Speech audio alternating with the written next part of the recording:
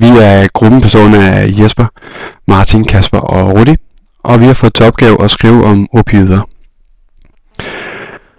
Opioider udvindes af råopium, og det mest gængse, at vi kender i dag, er morfin. Hvis vi kigger tilbage til år 300 før Kristi fødsel, i det gamle Egypten, brugte de det som behandlingsmiddel, enten som hjælp på at sove eller diarré. Også tilbage i 1800-tallet brugte englænderne som betalingsmiddel, fordi i Kina havde de silke og porcelæn, de gerne ville have, men Kina ville ikke have det, som England havde.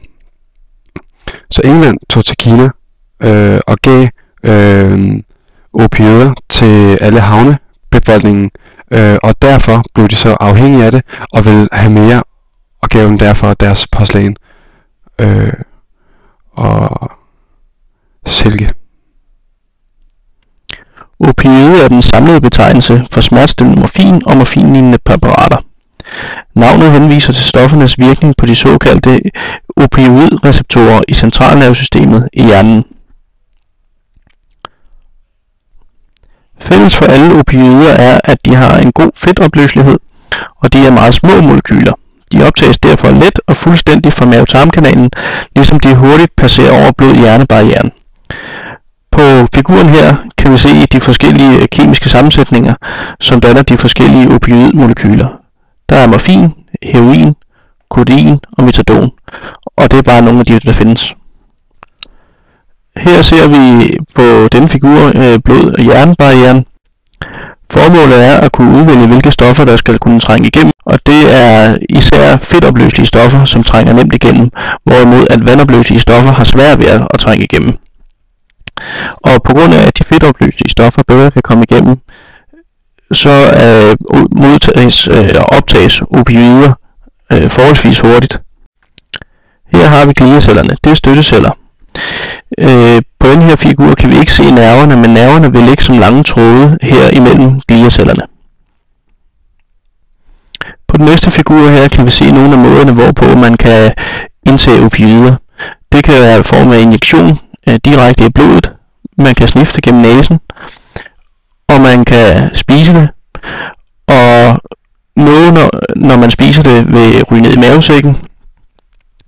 Men det meste vil faktisk blive optaget af slimhinden i munden, og det samme, når man sniffer det, så vil man også få optaget det i slimhinden i næsen, og det vil forholdsvis hurtigt komme over i blodbanen og direkte op til centralnervesystemet.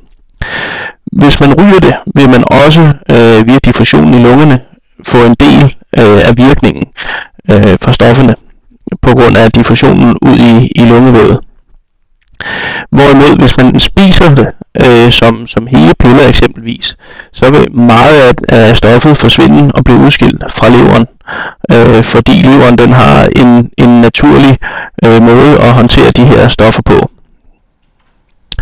Ved snisning og rygning er vejen til hjernen så kort, så man har den største virkning af stofferne der, og det er derfor, at de fleste narkomaner i dag vælger at enten indføre stoffet direkte i blodbanen, så den kommer til hjernen, eller ved at ryge det, så den kommer direkte i blodet igen.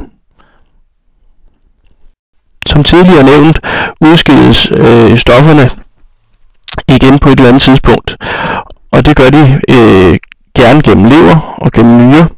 Og det der sker, det er, at når de kommer ned til leveren, så kan der ske en ændring af molekylernes struktur i opbygningen, således at de ikke længere er i stand til at binde sig til kroppens opioidreceptorer. Eller at man tilfører et andet molekyl, typisk sulfat eller acetatsalt, som vil gøre stofferne mere vandopløselige. Og når de er blevet opløst, så bliver de dermed udskilt med sved og ved urin. På figuren her, der kan vi se en glucuronid-molekyl, som er en del af et glukosemolekyle, som har bundet sig til rusmidlet. Og det gør så, at det ikke længere kan fungere i kroppen, og derved bliver udskilt. Så vil jeg fortælle lidt om agonister, som vi har her. Og agonister, de sætter en kemisk reaktion i gang inde i cellen, når de binder sig til receptoren. Agonister de er kendetegnet ved, at de udløser den samme fysiologiske reaktion, når de binder sig til de opioide receptorer. De forskellige agonister har stort set samme affinitet, hvilket betyder den kemiske tiltrækning mellem agonister og receptorer. Og de har den samme affinitet til receptoren. Agonister de adskiller sig fra hinanden i deres fedtopløselighed og halveringstid. For eksempel altså hvis halveringstiden der er lang, kan narkoman nøjes med at indtage stoffet en gang dagligt, uden at få fysiske abstinenser. Og et af de stoffer er metadon. Så har vi antagonister her, som også binder sig til receptorer, men de sætter ikke nogen kemisk reaktion engang. Og de modvirker agonisterne ved, at de lægger sig herop ovenpå. Til sidst har vi, eller udover dem har vi så også noget, der hedder potentielle agonister. Og det er delvis agonister og antagonister. Potentielle agonister binder sig til den opioide receptorer og fremkalder ligesom agonisterne fysiologiske virkninger. De har meget høj affinitet til receptoren, altså den kemiske tiltrækning mellem receptoren og den potentielle agonist er så stor, at de almindelige agonister de ikke har en chance for at binde sig, og derfor så virker de potentielle agonister som antagonister over for de normale agonister. Og det vi så ser her, det er et nervesignal, som går op til hjernen. Hvis vi så tager hernede fra smertereceptoren, det kan være, at du får et slag over dine fingre, så bliver signalet sendt herfra til rygmarven og så op til hjernen. Men i denne her situation, der er det en person, der har taget opioider. Det kunne være morfin. Så hernede, eller herover, så bliver der åbnet for kalium og klorid, som virker hæmmende. Så der går signalet fra smertereceptorerne herop til, hvor den så rører op i midthjernen og op i opioidneuronerne, bliver sendt tilbage og så op til hjernen. Derfor sker der så en hæmmende effekt, eller rettere, at når man tager opioider, så har det en hæmmende effekt på dit nervesignal. Udover dette har forskere også fundet et sted oppe i hjernen kaldet belønningscenteret. Belønningscenteret det gør, at du bliver tilfreds, når du får tilfredsstillet dine behov, f.eks. tørst, sult eller sex, og gør, at du vil have mere. Og hvor stofferne som kokain eller speed gør, at det har en meget effektiv effekt på det her belønningscenter, så du bliver meget afhængig af disse stoffer. Plus, når man tager stofferne, så dopaminreceptorerne tager også stor skade af dette. Hvis man er afhængig af opioid heroin, er det eneste man kan tænke på for sit fix, fordi rusen den er så intens. Efter indtagelse af heroin oplever man som det første af 4 faser, det der bliver beskrevet som suset.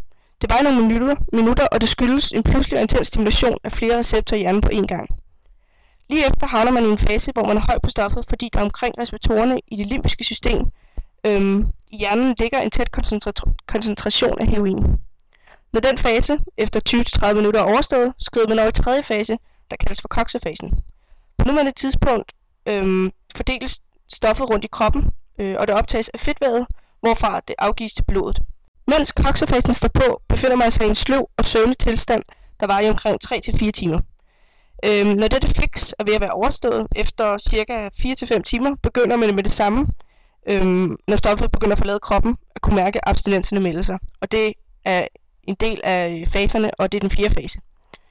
Heroin er krydstolerans, hvilket vil sige, at når en heroinafhængig har taget stoffet igennem flere måneder eller år, så begynder han stille og roligt at blive tolerans over for stoffet.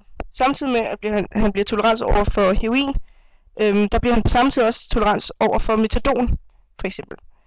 Også selvom at man aldrig nogensinde har taget metadon før i sit liv. Og det er det, der bliver kaldt krydstolerans. Og det der sker, det er, at disse 2 stoffer, de aktiverer den samme receptor i hjernen, og receptoren kan så ikke kende forskel på, hvilket en af stofferne der aktiverer den.